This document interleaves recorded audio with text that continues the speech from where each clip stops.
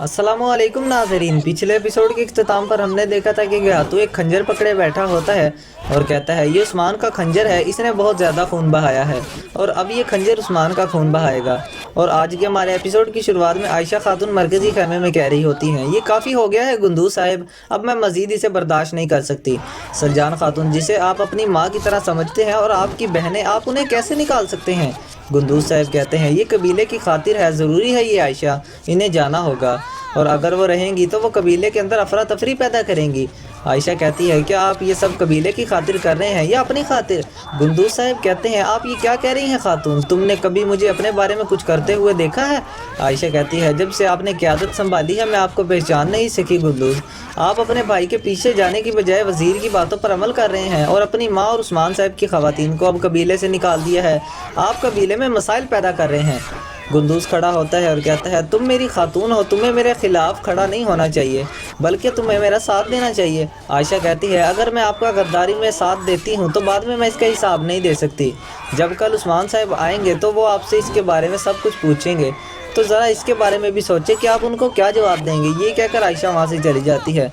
गुंदूज़ बहुत ज़्यादा गुस्से हो जाता है। दूसरी जानिब उस्मान साहब मसले पर बैठे हुए दुआ मांग रहे होते हैं, ऐ मेरे अजीम रब, आप सबसे ज़्यादा इंसाफ पसंद हैं, हमें अपने भाई गोगतुक और बाकी शोहदा का बदला लेने की तौफीक अता फरमा। ऐ हमारे रब, आप इंसाफ करने वाले हैं, आप ही अच्छे और बुरे में फ़र्क करने वाले हैं, हमें हर किस्म की मुसीबत से महफूज फरमाएँ, हमें साबित कदम रहने की तौफीक अता फरमाएँ, आमीन। और फिर सबूत का मंजर सामने आता है जहाँ पर कोनूर वज़ीर आलम शाह से कह रहा होता है हमारे सिपाही तैयार हैं और हम निकल सकते हैं। इतने में ही वहाँ पर निकोला आ जाता है। निकोला कहता है वज़ीर आलम शाह मुझे कुछ कहना है। आलिम शाह कहता है क्या ये कोशिश के बारे में है निकोला? निकोला कहता है कोशिश जल्दान में है और उस दिन का इंतज़ार कर रहा है जब उस पर मुकदमा चलाया जाएगा। वो माजी की बात है, मैं मुस्तकबिल की बात करने जा रहा हूँ। वज़ीर आलम शाह कहता है मैं सुन रहा हूँ, बोलो निकोला। निकोला कहता है मैं बाज़ार का एक हिस्सा हरमन काया में मुंतकिल करने का सोच रहा हूँ और मैं वो महसूल भी बहुत कम कर दूंगा, इस तरह से हमारा फ़ायदा बढ़ जाएगा। वज़ीर आलम शाह कहता है हरमन काया अब तुम्हारे हाथों में है और तुम उसके मालिक हो, तुम जो चाहो मर्जी करो निकोला।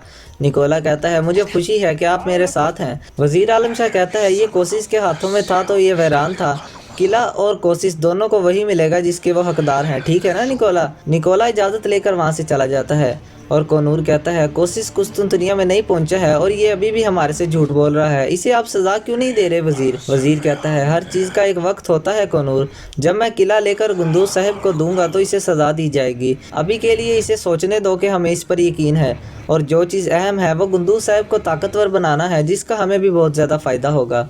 और बाहर पहुंचने के बाद आरगूस निकोला से पूछता है वज़ीर के पास किस किस्म का मंसूबा है, क्या वो वाकई तुर्कों को हरमन काया देगा जनाब? निकोला कहता है वो मेरा है और मैं उसे किसी को भी नहीं दूंगा। आरगोस हरमन काया में फ़ौजियों की तादाद में इजाफा करो लेकिन वज़ीर को इसके बारे में पता ना चले, वो आखिरकार एक तुर्क है और कभी भी एक तुर्क पर भरोसा नहीं कर सकता, मैं ख़ास तौर पर एक तुर्क को मैं किला तो किसी भी तरह से नहीं दे सकता। और फिर कई कबीले का मंजर सामने आता है जहाँ पर तमाम ख़वातीनें खैमे में मौजूद होती हैं। इतने में वहाँ पर आइगुल आ जाती है।